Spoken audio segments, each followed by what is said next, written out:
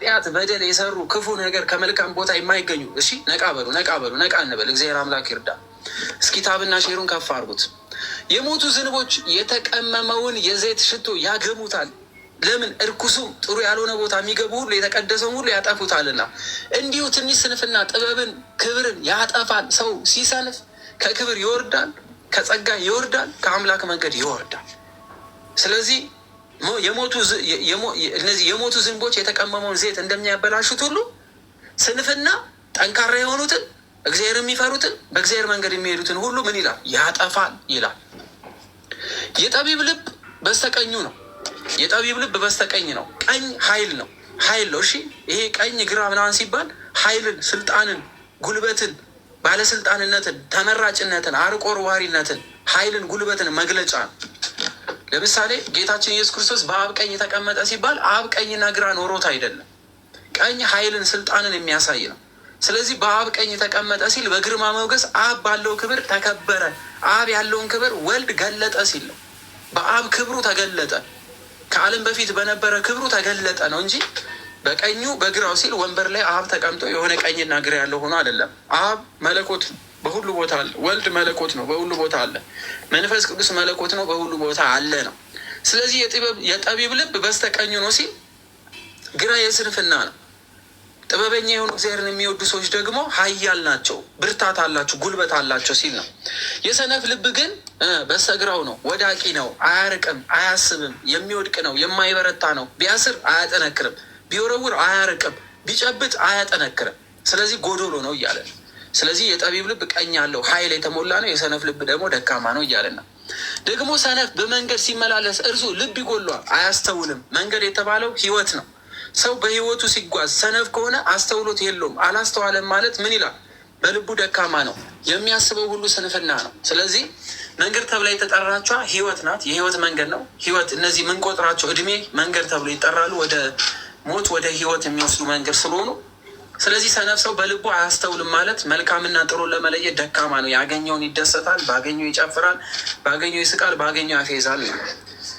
ስለዚህ የሚያስበው ሁሉ ስንፍና ነው፣ ደካማ ነው ማለት ነው። ትዕግስት ታላቁን ኃጢአት ጸጥ ያደርጋል። ትዕግስተኛ የሆነ ሰው ኃጢአትን ምን ያደርጋል? ዝም ያስብላል። ትዕግስት የሌለው ፈጥኖ ደም ያፈሳል ይላል መጽሐፈ ሲራክ። እንጨቱ ወደ እሳት በበዛ ቁጥር እሳቱን ከፍ እንደሚያደርገው ትዕግስት የሌላቸው ሰዎች የሰው ልጅ ደም ለማፍሰስ ፈጣን ናቸው። ከሰው ጋር ለመጋጨት ይፈጥናሉ፣ ከእግዚአብሔር መንግስት ለመውጣት ይፈጥናሉ። ስለዚህ በጎና መልካም ስራ ያላቸው ሰዎች ትዕግስተኛ መሆን አለባቸው ነው የሚለን። የገዢ ቁጣ የተነሳብህ እንደሆነ ስፍራህን አትልቀቅ በማለት ይናገራል። የገዢ ማለት ገዢ አንድ እግዚአብሔር አምላክ ነው። ስለ እግዚአብሔር አምላክ የሚቆጣ ከሆነ ስፍራህን አትልቀቅ በማለት ይናገራል። ባለህበት ቦታ ወይም ደግሞ ነገስታትም ማለት ነው። በሁለት መንገድ ይፈታል። ዞሮ ዞሮ ግን መንፈሳዊ ፍቹ ምን ይሆናል? አምላክ ሲቆጣ ባለህበት ቦታ ጸንተህ ጸሎት አድርግ ነው፣ ወደ እግዚአብሔር ተመለስ ነው። ከፀሐይ በታች ያየሁት ክፉ ነገር አለ በማለት ከፀሐይ በታች ሌላ ክፉ ነገር እንደታዘበ ይናገራል። እሱም አለ ከገዢ የሚወጣው ስህተት ነው በማለት ይናገራል። ሰነፍ በታላቅ ማዕረግ ተሾመ፣ ደካማ የሆኑ ሰው ሲሾሙ፣ ባለጠጋ ግን በተዋረደ ስፍራ ተቀመጡ ብሎ ይታዘባል። እጅግ ሰነፍ የሆኑ ሰዎች በወንበር ተቀምጧል፣ ይፈርዳሉ ማለት ፍርዳቸውም የተሳሳተ ነው። ጠቢባን የሆኑ ደግሞ ምን በተዋረደ ስፍራ ተቀመጡ። ኢትዮጵያን ማየት በቂ ነው። ሀገራችንን እዩዋት፣ ሶሻል ሚዲያውን ታዘቡት። በጣም ስነ ምግባር የጎደላቸው ከአፋቸው ለሚወጣው ነገር ፍቅርና ትህትና የሌላቸው ሰዎች ተሹመዋል።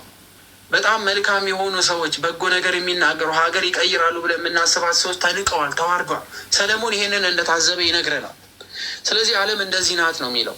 ባሪያዎች በፈረስ ላይ ሲቀመጡ፣ መሳፍንት እንደ ባሪያ በምድር ሲሄዱ አየሁ አለ። የተከበሩ ሰዎች በዙፋን መቀመጥ ሲገባቸው ያልተከበሩ ሰዎች ዙፋን ላይ ተቀምጠው ክብር ያላቸው ሰዎች ደግሞ እንደ ባሪያ ሲራመዱ እንደተመለከተ ይናገራል ማለት ነው ሰለሞን። አሁንም ደግሞ ምን ይላል? እንደዚህ አየሁ ይላል። እንደዚህ አየሁ፣ እንደዚህ ሲሆን ተመለከትኩ ይላል። እንደዚህ ሲሆን ተመለከትኩ ይላል። ጉድጓድ የሚምስ ይወድቅባታል። ክፉ የሚሰራ ኃጢአት የሚሰራ ለሰው መቃብር የሚቆፍር እራሱ ይገባባታል ይላል። እሱ አይደለም እራሱ ይገባል። ቅጥርም የሚያፈርስ እባብ ትነድፈዋለች። ቅጥርን የሚያፈርሱ ሰዎች በራሳቸው ክፉ ነገር ይነደፋሉ፣ ይሞታሉ። ቅጥር ስር ማለት አጥር ስር እባብ ይገኛል። አጥሩን ሲያፈርሰው እባብ እንደሚነድፈው ሁሉ የሰውን ልጅ ቅጥር ወይም ደግሞ ቤት ለማፍረስ የሚጥር ቤት ስንል ይሄ ዘመናዊ ለልማት ና የሚነሳው ላይ እንዳትሄዱና እንዳታነካኩኝ ይሄ ቅጥር አፍራሽ ዙፋን ምናምን ስል እዚህ ከ4 ኪሎ ጋር አገናኝቻ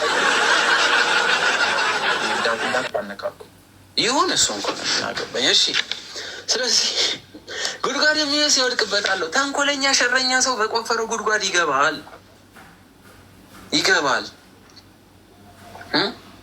ቅጥርንም የሚያፈርስ ሰው የሰው ልጅ ህይወት ለማፈራረስ የሚጥር ክፉ የሚያስብ ጥላቻን የሚያስብ እንደነዚህ አይነት ሰዎች ምን ይሆናሉ? በራሳቸው ሀሳብ ሞት ወደ እነሱ ይመጣል። ይሰማል።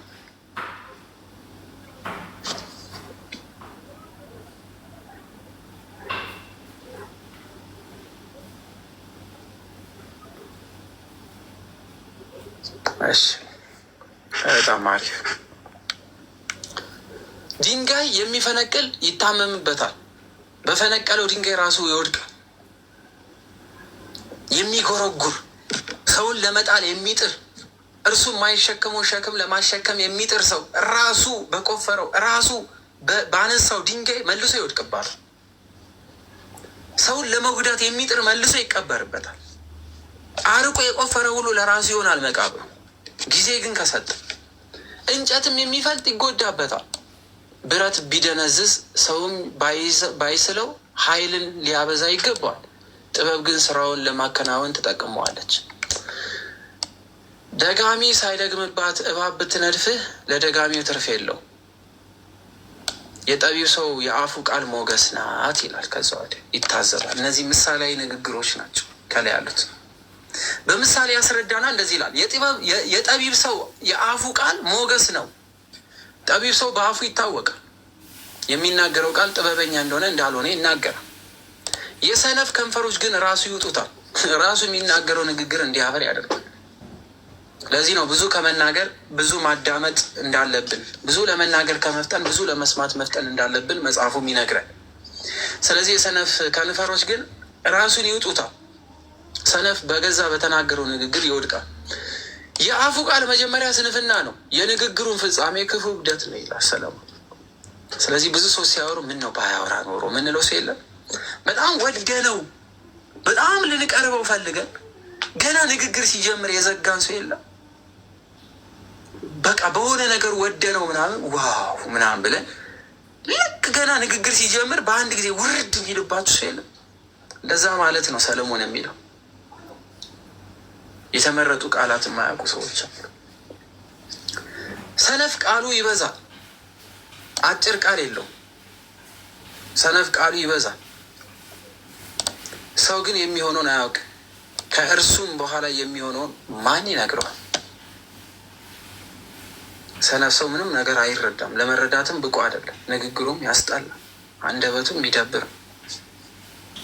የሰነፍ ስራ ያደክማል፣ ወደ ከተማ መሄድም አያውቅምና ወደ ተቀደሰችዋ ማለት ነው። ሰው በኃጢአት ይወድቃል። ሰነፍ ከሆነ ወዳቂ ነው፣ አይሰራም፣ አያገኝም፣ ትርፍ የለውም። ሰነፍ ሰው መክሊት ይቀብራል። ንጉስሽ ሕፃን የሆነ መኳንንቶችሽ ማልዶ የሚበሉ አንቺ ሀገር ሆይ ወየውልሽ አለ። ንጉስሽ ምን የሚሆን ሕፃን የሆነ መኳንንቶችሽ ማልዶ የሚበሉ አንቺ ሀገር ሆይ ወየውልሽ። ንጉስሽ የከበረ ልጅ የሆነ ለብርታት እንጂ ለስካር አይደለ ለጊዜው የሚበሉት መኳንንት ያሉሽ አንቺ ሀገር ሆይ የተመሰገንሽ ነሽ አለ። በዚች ከተማ ጌታ ተወልዷል። አንድም ንጉስ የተከበረ ሲሆን ሀገር ይከብራል።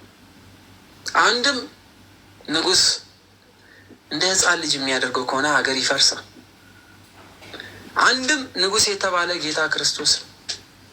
እውነተኛ ንጉስ በከበረ ቦታ የተወለደላት ይቺ ከተማ ምን ያህል የተባረከች እንደሆነ ሰለሞን ይናገራል። ስለ ኢየሩሳሌም በአጠቃላይ ያነሳል። ተግባር በመፍታት ጣራው ይዘበዝባል፣ በእጅም መታከት ቤት ይፈርሳል። እንጀራ ለሳቅ ወይም ጠጅ ለሕይወት ደስታ ያደርጉታል። ሁሉም ለገንዘብ ይገዛል አለ ሰለሞን። ሁሉም ለምን ይገዛል? ለገንዘብ ይገዛል። የሰማይ ወፍ ቃሉን ይወስደዋልና ባለ ክንፎች ነገሩን ይናገራሉና በልብም ሀሳብ እንኳን ቢሆን ንጉስን አትስደብ፣ በመኝታ ቤትህም ባለጠጋ አትስደብ ይላል። ምንድን ነው ይህ ሲናገር? ንጽጽራዊ የሆነ ቃል ነው የሚናገረው። የሰማይ ወፍ ቃሉን ይወስዱታል ሲል ሁሉ ጆሮ ጠቢ ነው። ሁሉም ለምን ይገዛል? ለገንዘብ ተገዢ ስለሆነ። የሀገርን ንጉሥ ያማ ሰው ቢኖር በቃል አቀባዮች ወይም በሆኑ ሰዎች መንገድ ንጉሥ ጆሮ ይደርሳል ነው። ንጉሥንም ቢሆን በቤታ አትስደብ፣ በመኝታ ቤትም ባለጠጋን አትሳደብ ይላል። አንድ ምድራዊ የሆነ ንግስና። ሁለተኛው የሰማይ ወፎች ተብሎ የተጠሩት ምንድን ናቸው? ሁሉን አዋቂ የሆነ አምላክ ሁሉን ያውቃል። በልብህ የምትሰድበውንም በመኝታ ቤት የምታደርገውንም ያውቃል። ስለዚህ እግዚአብሔር አምላክ ሁሉን አዋቂ ነው። ሁሉን ነገር ያያል። ሁሉን ነገር አይቶ የሚፈርድ ነው። በዛው ልክ ዲያብሎስን በልብ ሀሳብ ያለው መልካም ነገር ያጠፋል። ቅዱሳን የሆኑ መላእክቶችም ሁሉን ነገር ይመዘግቡታል። ስለዚህ የሰው ልጅ ምን መሆን አለበት? በቤት ውስጥ ማንም አያየኝም ብሎ ንጉሱን መስደብ አይችልም። በመኝታ ቤቱን ባለጠጋ መስደብ አይችልም።